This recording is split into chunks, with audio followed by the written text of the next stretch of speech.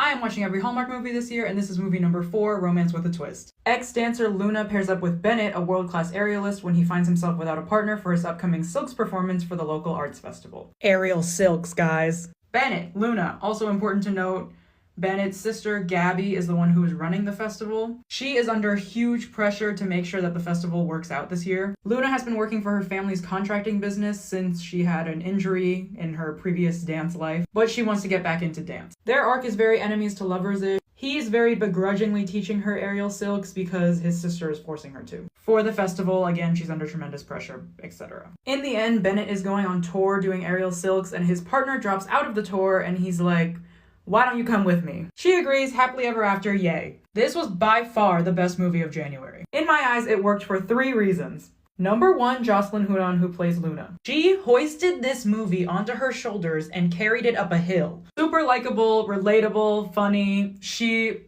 did it. Olivier, who plays Bennett, I think was supposed to slowly thaw out over the course of the movie and become more likable, but in my opinion, he did not become likable enough. He was there, he did the job. Second thing, small conflicts and side stories. Usually Hallmark movies have one main goal that they're working toward, and then every single thing that these characters do is leading up to that one end goal. And there's nothing else that happens in between the beginning of the movie and them reaching that end goal, besides them working toward the end goal. But this movie had the end goal of the arts festival, but it also had little things sprinkled throughout that these characters had to go through in order to get to the end. Luna doesn't tell her family about the audition right away because she's afraid how they'll react. Gabby is trying to find a person for her star singer to duet with, and also ends up having to convince that person that doing this duet is the right thing for her to do. Bennett and Luna kind of have this middle conflict where Luna calls Bennett out for having one foot out the door, and she's like, "Commit to this, please." And he's like, "Okay, I'm sorry." And separately, Luna is trying to get back on her feet after her dance injury and is also trying to get rid of her fear of heights. And Bennett realizes that he likes Luna, but he doesn't want to jump into a relationship with his partner because he has some kind of bad history there. A lot of things going on, honestly. I was really impressed by how they continued to introduce conflict and more layers to this movie, which brings me to point 3,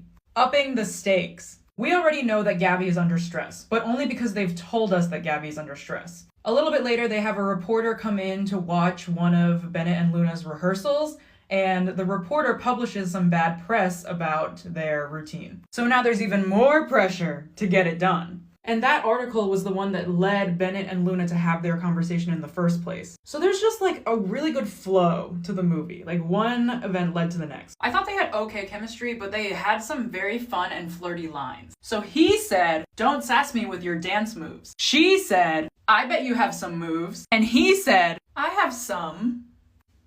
I literally gasped. Anyway.